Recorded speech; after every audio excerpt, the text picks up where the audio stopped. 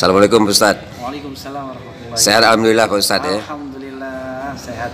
Pak Ustadz, ini menarik ini di tahun-tahun politik ini yang tanggal 14 mendatang, 14 Februari baru kita mencoblos gitu. Tapi peta masyarakat di bawah sudah sangat panas itu Pak Ustadz. Iya, Masya Allah. Sadar atau tidak sadar, mungkin apa yang bisa diingatkan Pak Ustadz ya? Jadi himbau. Ya, bismillahirrahmanirrahim. Rabbi shrah li sadri wa yassir li amri wahlul 'uqdatam min lisani yafqahu qawli.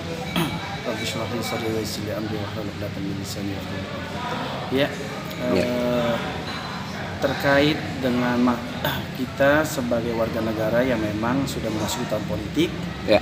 Dan memang pada tanggal 14 Februari kita harus tunaikan hak kita untuk memilih pilihan kita.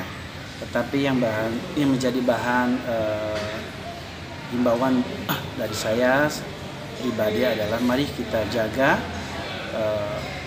pemilihan yang begitu luar biasa semangatnya, euforianya dengan kesadaran dan kedewasaan. Artinya apa? Kita junjung tinggi nilai-nilai Timur Tengah kita, nilai-nilai akhlak kita. Walaupun berbeda, tetapi kita masih bersaudara. Walaupun beda pilihan, beda kelompok, tetapi kita masih bisa menjaga kebersamaan dan kekeluargaan. Jadikan pemilu ini sebagai pesta demokrasi yang menjunjung nilai tinggi untuk memberikan kenyamanan, ketenangan, dan kedamaian. Jaga kembali sebagai umat Islam khususnya bahwasanya kita harus mencerminkan daripada akhlak baginda Rasulullah SAW. Kita serahkan sepenuhnya kepada Allah Subhanahu wa Ta'ala, tetapi jangan sampai kita ucapan, tindakan kita mengandung kebencian, melukai perasaan saudara kita. Hujatan gitu. Hujatan, apalagi sudah media sosial. Kita jaga jari-jari kita untuk tidak terprovokasi dengan berita-berita hoax. Mari kita harus lebih selektif, lebih dewasa. Mudah-mudahan himbauan ini bisa membuat kita sadar kembali dan sebagai muslim sejati. Nah, mungkin itu sadar atau tidak sadar Pak Ustadz. Iya, betul. Istilahnya karena opini sendiri atau pendapat sendiri dengan calon yang tidak dukung. Tapi udah termasuk kategori hujatan. Apa yang rugi di kita gitu Pak Ustadz selaku umat Islam? Oh ya, yang rugi itu pasti luar biasa. Artinya yang tadinya dekat menjadi jauh, yang tadinya keluarga menjadi musuh, itu yang dikhawatirkan. Yang tadinya umat Islam ini menjadi kepribadian yang mulia, sehingga mereka akhirnya saling menutupi diri karena beda pilihan. Sekali lagi, ini pesta demokrasi, mari kita junjung tinggi agar kita harus dewasa dalam bersikap dan berucap, dalam memilih komentar-komentar yang kalau memang itu baik ataupun buruk maka kita jaga. Biarkan mereka yang menghujat, maka akan kembali kepada mereka, dan orang yang memberikan semangat insya Allah akan kembali kepada semangat yang baik dan semangat yang bisa membangun orang-orang akan berbuat kebaikan. Mungkin itu saja. Atau mungkin ada dalilnya Pak Ustadz bahwa masuk kategori menghujat itu ruginya terhadap kita gitu Pak Ustadz. Masya Allah, iya. Karena pada dasarnya hujatan yang keluar dari ucapan kita maka akan kembali kepada diri kita. Kalau kita mampu menjaga lisan kita, menjaga jari-jari kita, maka kita akan selamat daripada dunia dan kita akan mencapai kedudukan yang bahagia.